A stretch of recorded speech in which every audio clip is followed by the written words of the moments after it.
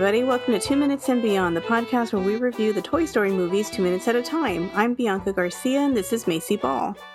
Hello. Hi there. And our guest from last week is back. Guest, would you like to introduce yourself again? Yes, I am again Ryan Rowe from toughpigs.com and the Movin Right Along Muppet Movie Podcast. Ooh, very exciting. Hello. Thank you for being here again. Yeah, Yes, thanks. It's great to be here again. In this episode, we're talking about minutes 73 and 74 of Toy Story. Are we ready to just jump on in? Yes. I think so.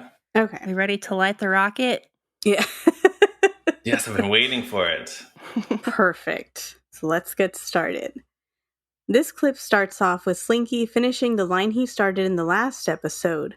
"What have we done?" Rex saying. "Great, now I have guilt," Woody yells. "We're almost there," as they speed closer to the moving van. Bo says, "Rocky, the ramp!" And Rocky pushes the lever to lower the ramp. The ramp comes down, but it falls all the way out, creating sparks against the asphalt. Slinky says, "Quick, hold on to my tail." And Mr. Potato Head and Rex grab his tail as he jumps down to the ramp and holds his paw out for Woody. Woody grabs his paw and Potato Head says, "Attaboy, Slink." RC starts to slow down, pulling Slinky further. Slinky says, "Woody, speed up." And Woody tells Buzz to speed up, but Buzz says, "The batteries, they're running out." RC continues to slow down, which extends Slinky even more. They drag along behind the van and barely avoiding hitting some cars on the side of the road. Meanwhile, inside Andy's mom's car, Mom and the kids are listening to Hakuna Matata, and Molly sees Woody, Buzz, RC, and Slinky in the side view mirror and smiles. Slinky says, "I can't hold on much longer." Woody yells, "Slink, hang on." But Slinky's paw slips away and he snaps back to the moving van. RC slows to a stop and they watch the van drive away. Slinky's such a good boy. I think Slinky is the R2-D2 of the Toy Story movies because he's so useful and so expendable. His usefulness saves the day every time. Yes. Much like R2-D2's. Yeah. I know. He's so sweet to try to hold on as long as possible, but if you've ever experienced overstretching a Slinky, it gets those little knots in it. Yeah. And I'm pretty sure that's what happened to Slink.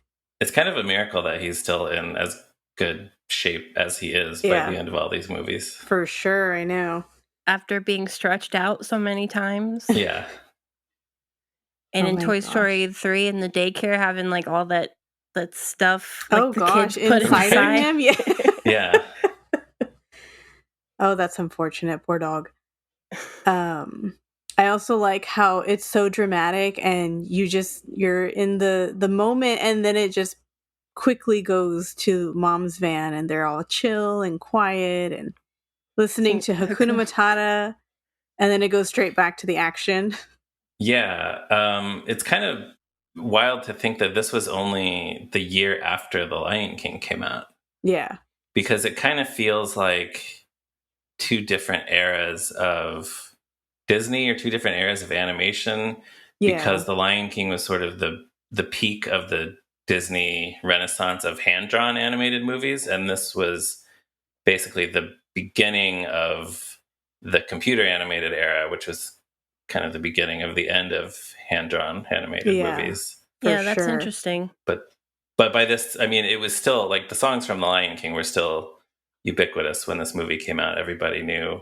Yeah, because when did The Lion King come out? Was it like 92, 93, something 94. like that? 94, okay. Yeah. Yeah, so everyone still had these songs on their mind. In their mind, yeah. I'm pretty sure a lot of kids got that reference because they probably all went to the movies the year before to see Lion King. Yeah, it's so quick, but still you hear it and like immediately something just registers in your brain. Mm-hmm. Like, oh, it's the song. They were probably all listening to that soundtrack on CD in their cars. Yeah, exactly. Probably. Yeah. So I thought I had heard or read somewhere that there was some issue with royalties of this song being used in this movie where like they forgot to sign the paperwork to pay Nathan Lane and Ernie Sabella for using the song, but I couldn't find anything online about that. Have you ever heard anything about that? I haven't heard that. I know the reason they used it in the movie, according to the audio commentary, was that they like went to Randy Newman to have him write an original song, and he was just like, they should just be listening to The Lion King, because that's what the kids would be listening to.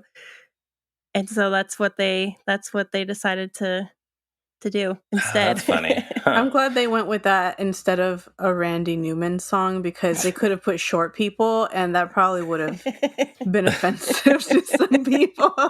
Yeah, well, I mean, the toys are all pretty short. So. They're short people, yeah, exactly. Kids are very short people.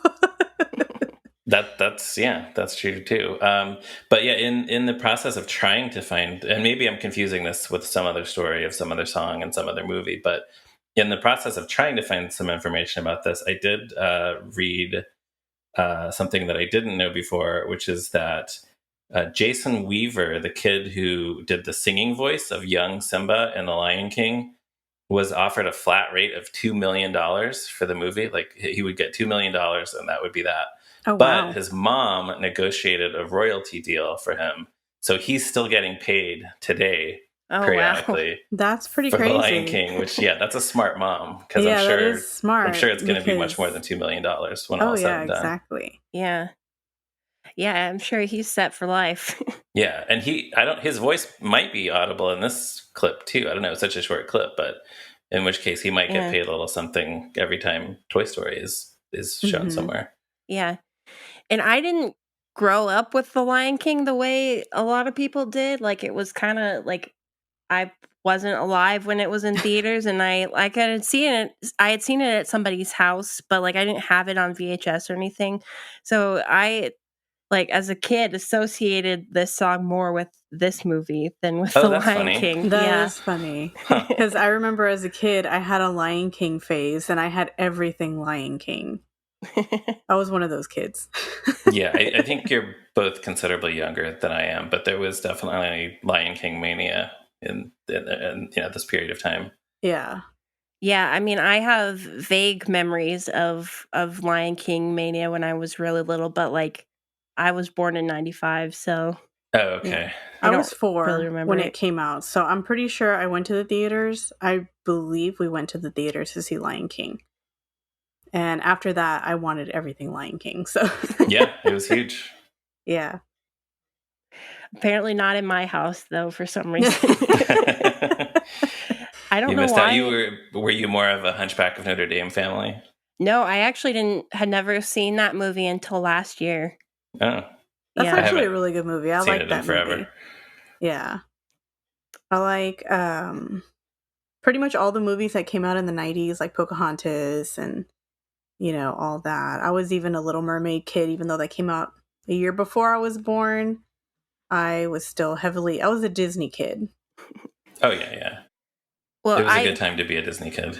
It was. I think I also mainly associated The Hunchback of Notre Dame with this movie because there was a trailer for it at the beginning of the Toy Story VHS. On the VHS, they have the...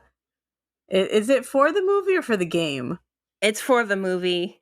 Okay, because I remember one also. I don't remember what movie it's on, but there's one for I think it's a PC game of the Hunchback of Notre Dame. Yeah, there were trailers for all of the different Toy Story games on the Toy Story VHS, at least the one that I had. Mm-hmm. But I don't remember a Hunchback one. See, kids today have a totally different experience. Their parents click on something on Disney Plus and it's just there. They don't have to. No ads. They don't have the experience of like memorizing commercials for video games and upcoming releases. Exactly. And that's kind of sad because it's like that was a huge thing of our childhood. Yeah, it's part of the experience. Yeah, you don't see that anymore. And now when you go to a movie theater, you're like, hurry up with the previews. I just want to see the movie. Yeah. Now I go on YouTube to try to find all of the opening trailers and ads that were on these tapes. Yeah, it's a nostalgia thing now. Yeah. I know. Seeing it now, I'm like, oh man, that brings me back. There was one of the in the trailer for the Toy Story game, there was Woody said something like, "What a great game," and that's just always been burned into my brain. Yeah, that'll happen. Yeah. Now that must have been Jim Hanks, right, in the video game.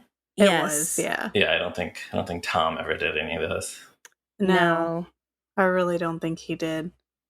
Nope. Shall we move on? Sure.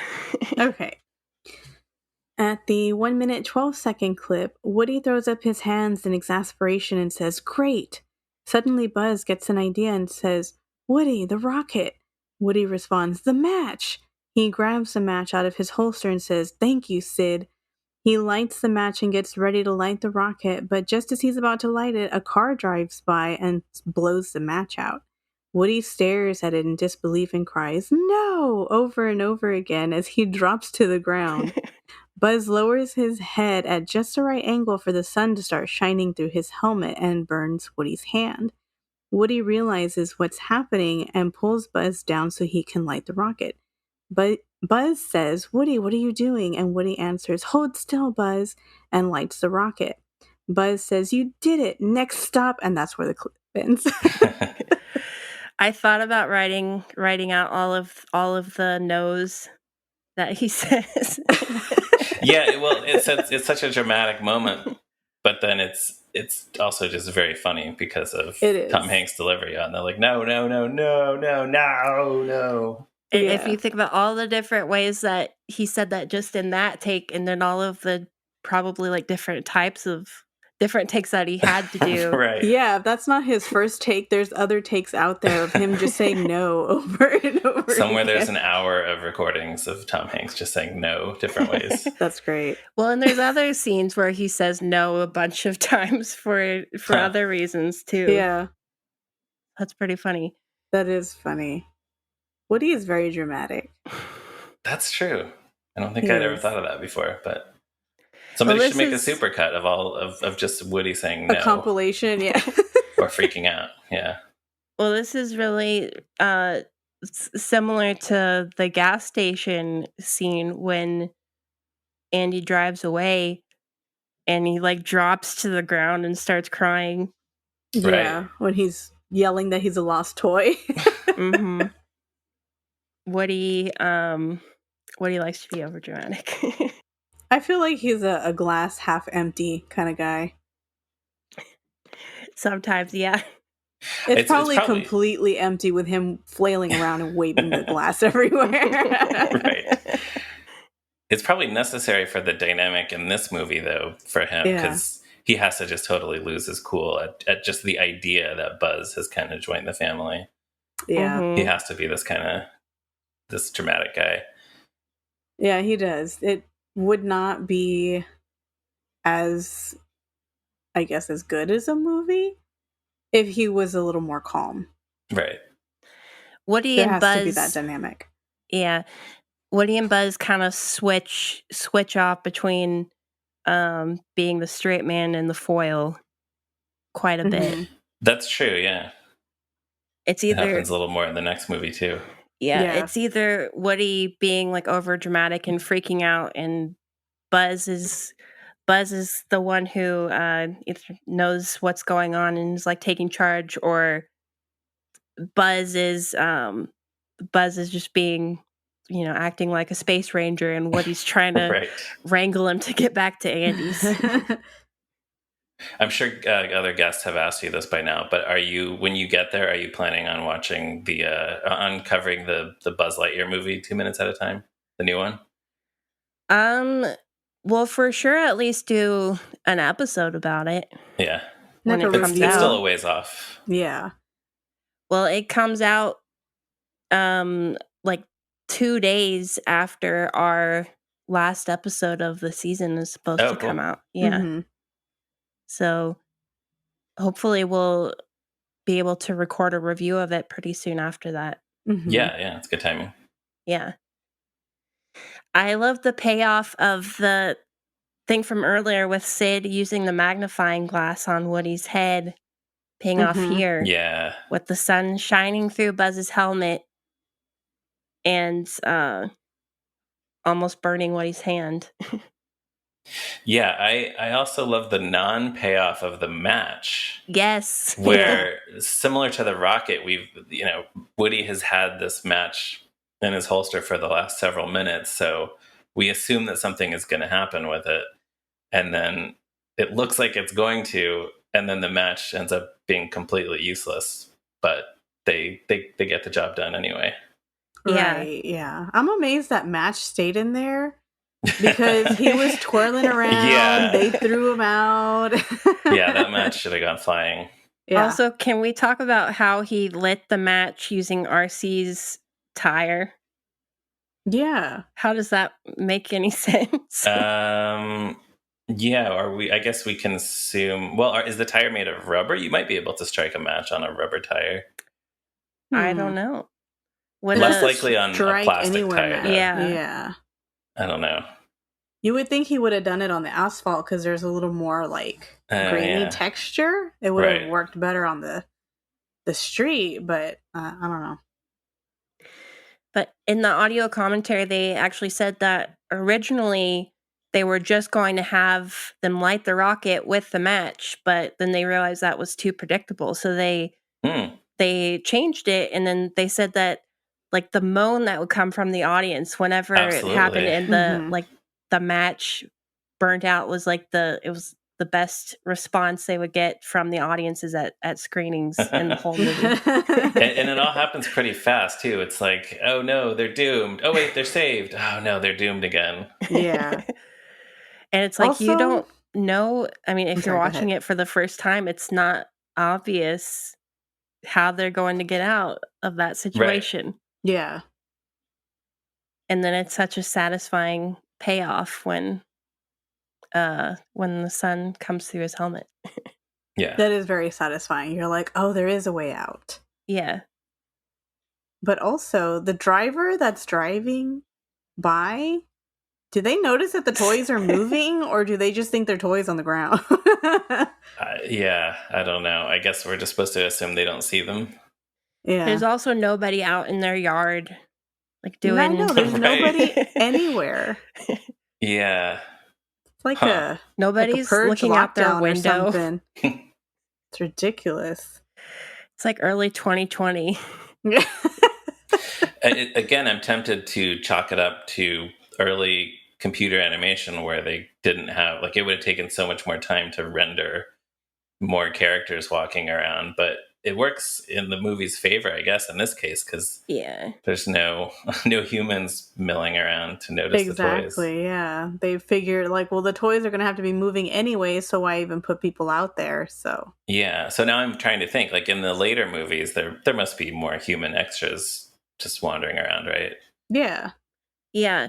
Well, I mean, in Toy Story 4, they have, a whole carnival of people. Mm-hmm. Yeah, it's full of people who might catch a glimpse of them. Yeah. And none of the people in the other cars around notice them either. Right. I know. They don't notice somebody would notice. There's a dog chasing them. Yeah, I guess the drivers just think that it was the dog that caused the accident, just a dog running loose in the street. I guess so. Huh. There's probably somebody out there in the Toy Story world in some type of an alien abduction documentary, but he's I saw toys, they were moving. They should do a short where there's a human who keeps having these encounters where he sees toys running around. Sid. Yeah. During therapy, they need to do a short of Sid in therapy. Yeah, that would be great. Oh my goodness. But yeah, I've always thought about that. I'm like, what if there is somebody that actually does see them and they freak out, or they're trying to tell people and they're like, yeah, whatever. It's like an alien abduction. Nobody believes that. That's true, yeah. Even if you did tell somebody. Yeah, they wouldn't believe you. And so you would think, well, I mean, I guess there's probably traffic cams at the intersection too, where the accident happens. Yeah, exactly. Yeah, especially in the like Toy Story 3 and 4, I would think, because there's cameras everywhere now. Yeah. That's a really good crazy. point. I know. I'm like thinking I just about thought of that. I was like, but of course, for story purposes, no one sees them. Just Nobody don't think sees about it, them. folks. It's perfect. The toys know what they're doing.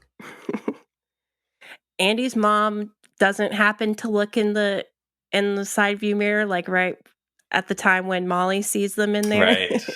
Yeah. She Yeah, that's doesn't pretty see crazy. she doesn't see them in the rear view mirror. Well, I I guess they're know. behind. Well, they're behind the moving van, so never That's mind. true. Yeah, she's not really paying too much attention because Well, she's like, she the truck's can't- back there. Yeah, she can't see behind the truck, so Convenient. yeah. That is very convenient, actually. She's probably also thinking, like, I gotta unpack all this stuff when I get to the house. Her mind's occupied. She's like, I gotta get these kids occupied so that I can undo boxes. Yeah, she has like 3 boxes in a chair. Exactly. She's like, that's so much work. She probably like the Sword in the Stone Merlin when he packs his whole house in his bag. That's probably what she did with the boxes. That's it. They're TARDIS boxes. They're TARDIS boxes, yeah. Dang. That's ridiculous. They're bigger on the inside. That's how that works. Yeah. I really want to know what happened. Like, is this like their second move? Like, is it the second time they take the truck and that's why there's not a lot of stuff in there? Yeah. Like, maybe they packed it full and they still had a little bit of stuff left. So they're like, we'll just make a second trip. Since they're renting. Maybe. Yeah, since they're renting it, they're like, well, we'll just use you for however many trips we need. That could be. We don't really know how far away they're moving, do we? No. I don't think so. I mean, I always assumed it was in like the same town. City, yeah. Actually, it is, because in the commercial for Buzz Lightyear, the Buzz Lightyear commercial, at the end it says available like at all Al's Toy Barn outlets in the Tri-County area. And then in Toy Story 2, they talk about being in the Tri-County area. Okay, so they're still there you go. They're still in one of those 3 counties. Yes. So maybe not the same town, but like the same general area. Yeah. Yeah. So not too far away. Well, do we have anything else to talk about this clip? Just another thought I had about RC. So they mentioned that his batteries are running down. Oh, yes. And then that's when he slows and comes to a stop. So again, like if his batteries run down, he can't move at all, not even on his own power, because that's true. Yeah, again, what a tough life for RC. Well, Buzz uses batteries too, so if his batteries run out, does he kind of lose do the same ability thing? to speak? Does he? Yeah, I don't know. Yeah, exactly. That's so weird. I didn't really think about that because you just think like, oh yeah, he can't move anymore, but that makes a lot of sense. Like if he's not able to move around, is he just like a paraplegic now? He's just he can't move. Yeah. Oh gosh, poor thing. Yeah, poor guy. And he can't tell anybody because he can't speak. Exactly. He can only communicate in the way that Lassie communicates. Yeah. He like revs and they do the like, hey boy, or like what are you trying to say? Oh my gosh, that is what a tragic life. Well, it's a good thing the match works, or the rocket, the lighting works. Of it, yeah. Yeah, oh my so gosh. they can join their friends and RC can be safe. And get some new batteries. Yeah, I don't care about Woody and Buzz at this point. I just want to make sure RC is okay. You're like, they could explode for all I care, just as long as RC gets new batteries. Right. They can be left behind in the middle of the street. Yeah. Sure. Sid will find them later. I've got a quote from the book that we like to call our sacred texts, Toy Story: The Art and Making of the Animated Film. It's from page 125. It says, of all the ideas in the movie, only 2 things never ever changed. We always had the idea that our main characters were going to get lost in the outside world, and we always pictured them getting back to Andy with a big, long chase. We boarded all the van stunts early on, and they stuck. Thank God we had that ending, or I don't know if we'd have made it. And that was from John Lasseter. Hmm. Yeah, That's it's a great interesting. sequence. Yeah. Yeah, I think elsewhere, we may have talked about it before, but either elsewhere in the book or in the audio commentary, they said that this was like the last scene, one of the last scenes that they worked on, and they did that intentionally because they knew that they would have better technology to do it with, because it involved so much detail with all the houses and cars and everything happening. So they took what they had learned working on the rest of the movie. Yeah. That's cool. Yeah. I don't think I have anything else to say about these 2 minutes that I can think of. Yeah, this is more of a like building up to the next climactic event. Yeah. That's all I got. Yeah. Well, we like to ask our guests that are here, what is your history with Toy Story and which movie is your favorite? Yeah, so I saw all 4 of these in the theater. I could probably remember like where and with whom I saw each of them, but I won't bore you with those details. But I do remember when I saw this one in the theater, there was this lady in the theater who was, every time the army men were on screen, she just thought they were the funniest thing in the world. She just did not stop laughing anytime. I think maybe just because it looks funny the way they walk with their plastic legs molded together. Probably, yeah. That's funny. Yeah, she just thought she was just cracking up the whole time. And I'm also a big fan of the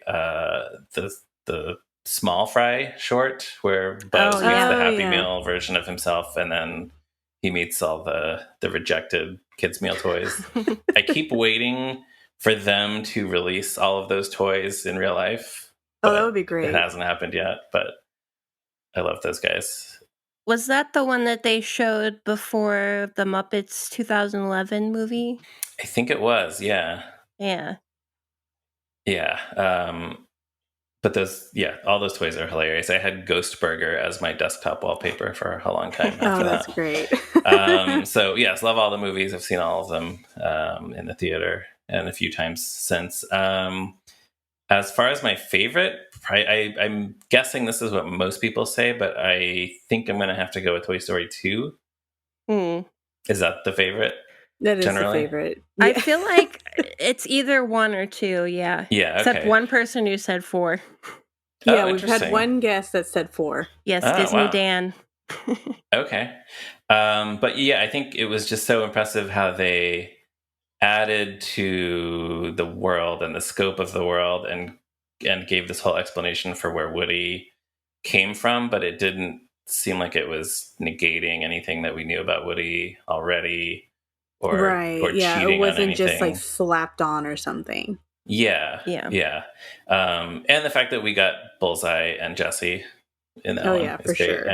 And like we were just kind of alluding to the sort of Buzz and Woody was reversing positions on like you're a toy you're supposed to be played with, that kind of thing. That was a nice twist in the sequel. So yeah, that's the one I would go with. Well, very good. Is there anything else that you'd like to plug before we go? I'll just remind everyone, toughpigs.com is the Muppet website, and the Movin Right Along, a Muppet movie podcast, which will soon be covering Muppet Christmas Carol 2 minutes at a time. Yes, the podcast that we stole the idea for this from. Well, we stole the idea from Star Wars Minute, so what goes around comes around. There we go. Someone's probably going to steal this idea from us, so that's fine. There you go.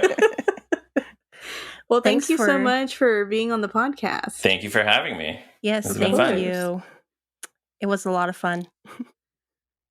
Well, thanks for listening, everyone. Be sure to follow our Facebook and Twitter accounts and send us an email if you have any thoughts, comments, questions, or concerns. And if you enjoy the podcast, please leave a 5-star review on Apple Podcasts and Spotify. See you next time. Bye. Bye. Bye.